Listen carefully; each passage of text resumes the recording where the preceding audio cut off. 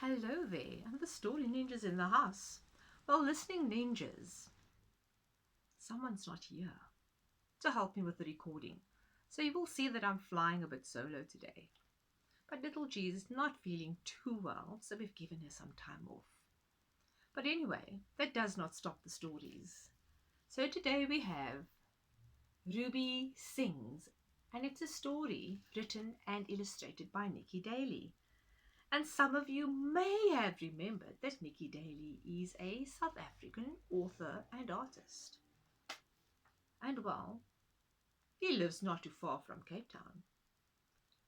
So Ruby Sings the Blues. Some of you may know about the blues. Shall we find out a bit more? Let's get going. Ruby was loud, very, very loud. When she hollered down the street, the man on the top floor yelled, "Keep it down, loudmouth, I'm trying to sleep." "Hi, everyone, I'm home." The student on the middle floor shouted, "Hey, boombox, I can't hear myself think." The saxophonist and the jazz singer in the basement looked at each other. Awesome, they said. So let's meet Ruby. Sometimes I have a bit of a boombox voice. Let's find out how they help Ruby. But anyway, at home, Ruby's parents tried to stay calm. "Ruby, dear," they said, "do you think you could be just a little bit quieter? Like this?" "I think Ruby's trying. Do you?" Just a teensy bit down," said Ruby's father. "How's this, Pops?" "Lovely," they said. "Now, do you think you can keep it like that?" "I'll try, Mumsy." But in class, Ruby was loud, head-splittingly loud. Oh gosh. Let's see. "Hey, Miss Nightingale, may I answer that question?" Goodness gracious me. I saw you holding your ears for a moment. At playtime, Miss Nightingale spoke gently to Ruby. "Now, let's pretend that you are a sound blaster," said Miss Nightingale, pointing to 3 buttons on Ruby's blouse. The button, this one right on top, is your on button. And this one, the one right at the bottom, is your off button. And the one right in the middle is your volume control. So Miss Nightingale gives Ruby's middle button a little twiddle. "Right, Ruby, let's hear you." What do you think happens? "Am I on now, miss?" You are always on, Ruby, and always loud," said Miss Nightingale. "So why don't we turn down the volume a little bit?" "Is this better, miss?" "Much better, Ruby. Now go and play," said Miss Nightingale. Oh goodness, what do you think happens next? Ruby runs outside, turned her volume control right up, and blasted across the playground. "I'm a sound blaster!" The other children couldn't bear it. They all turned round and shouted, "Switch it off, Ruby, switch it off! You are hurting our ears." No one wanted to play with Ruby. She was just too loud to have around. Shame, poor Ruby. Switched off and sad.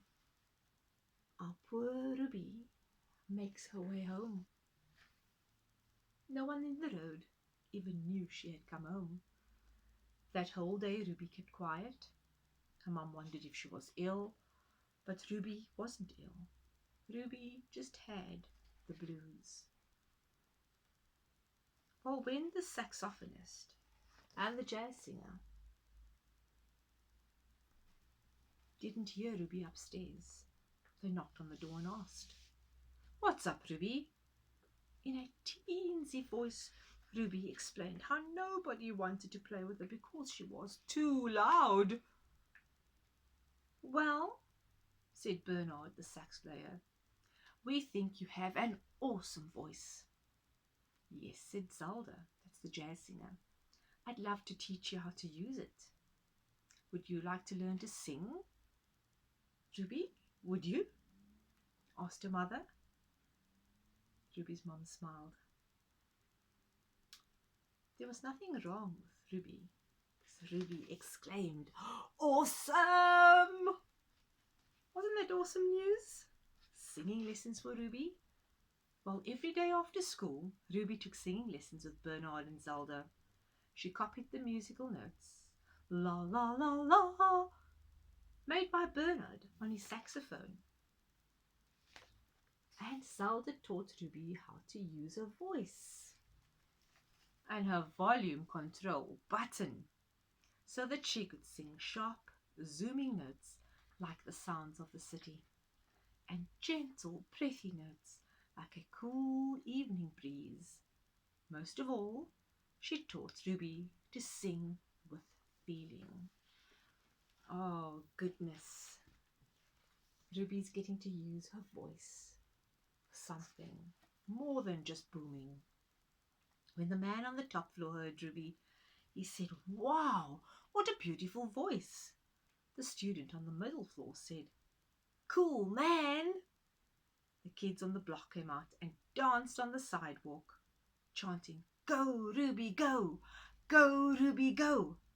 And Bernard looked at Zelda and said, "Listen, Ruby's singing the blues."